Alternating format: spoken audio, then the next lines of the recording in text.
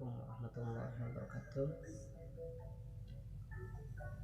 A'udzu billahi minasyaitonir rajim. Bismillahirrahmanirrahim. Alhamdulillahirabbil alamin. Wassalatu wassalamu ala asyrafil anbiya'i wal mursalin sayyidina maulana Muhammadin wa ala alihi washabbihi wa barik wasallam ajma'in. Ma ba'du. Kita bersyukur kepada Allah Subhanahu wa taala, diberikan oleh Allah yaitu kehidupan yang penuh dengan nikmat. Sebab berkahnya Nabi Muhammad SAW yang tidak kita lupakan, selalu berselawat kepada beliau sesuai dengan perintah Allah Subhanahu wa taala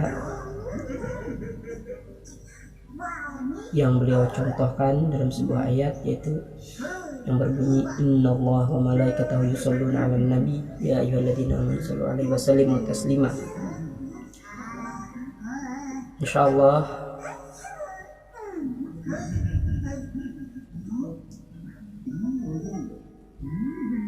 di sini kita akan menceritakan dua kisah. Yang pertama, seorang hamba yang menunaikan hak ibadah. Yang kedua, kisah ibadah orang soleh. Jadi kisah yang pertama ini, ada seorang hamba hanya menggawi sembahyang sampai bunyi ayatnya lagi ini, iyyaka na'budu wa iyyaka nasta'in. Sudah tahu artinya semuanya, bahwasanya hanya kepadamu kami menyembah dan hanya kepadamu kami memohon pertolongan. Jadi terlintas di dalam benaknya, jadi terpikirnya dalam pikirannya bahwa ini adalah seorang hamba yang hakiki. Maka sebuah suara yang kada tahu di mana asalnya berteriak. Jadi ini terpikir dalam hatinya, ini aku nih hamba yang jujur, hamba yang hakiki. Jadi ada suara yang menyahuti, datang dari mana suatu kada tahu, mengaramput di kamu. Kamu tuh hanya menyembah makhluk. Nah, limbah itu bertaubatnya. Jadinya kadahpun lagi berhubungan melawan manusia, maka kawanan manusia kadahpun. Limbah itu nyesubah yang benar. Sampai pada ayat yang sama, iyyaka na'budu wa iyyaka nasta'in. Terpikir lagi dalam hatinya, aku ini hamba yang sudah bujur dah. Jadi mendengar suara teriakan tadi, ngaramput. Ikam menyembah bini ikam. Limbah itu mencerai bininya. Lalu ia menjalankan sembahyang lagi, melakukan menggawi sembahyang tadi sebagaimana biasanya sembahyang, sampai pada kalimat yang sama, iyyaka na'budu wa iyyaka nasta'in. Jadi suara tadi itu datang pulang, yang tahu di mana asalnya suara tadi berkuciak, ada yang bohong. Ikam tuh menyembah harta, ikam menyembah harta, ikam surang. Limbah itu bisa dakahkannya sedatan hartanya.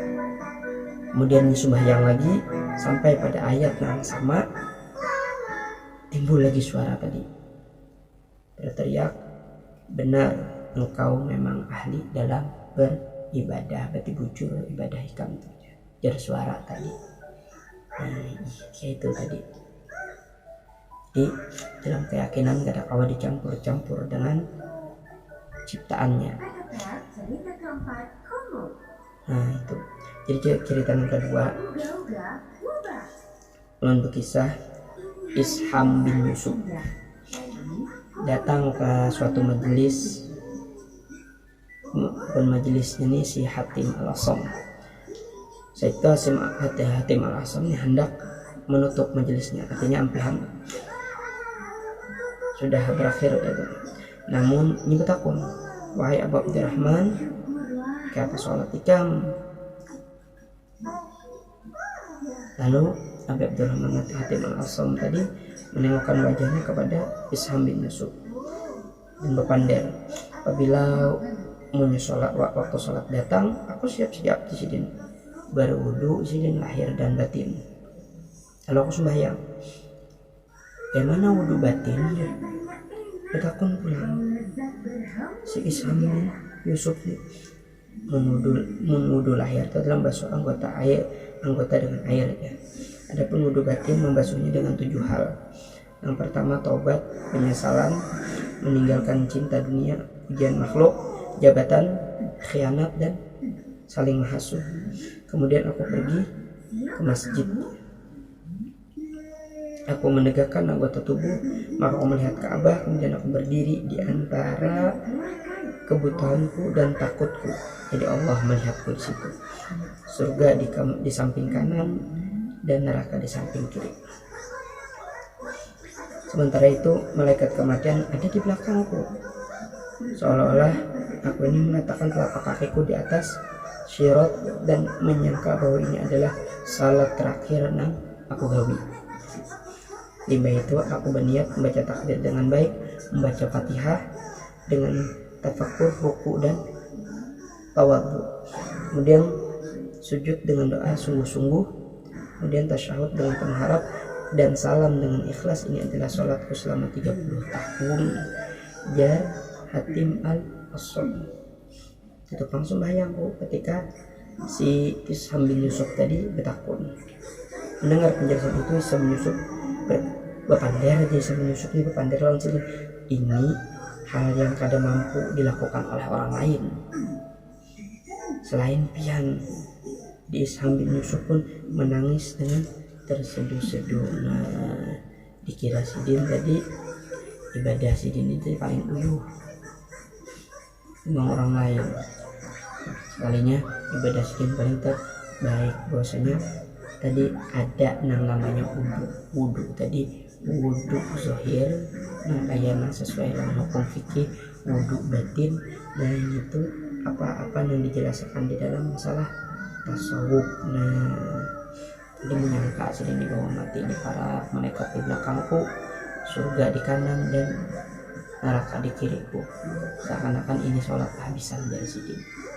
Nah, jadi di antara dua kisah tadi, yang pertama kisah menunaikan hak ibadah tadi, bosnya dalam ibadah, maksudnya ibadah itu di hati andakannya, jangan ada terpikir dengan ada termasuk daripada yang diciptakan oleh Allah Subhanahu wa Ta'ala selain Allah Subhanahu wa Ta'ala.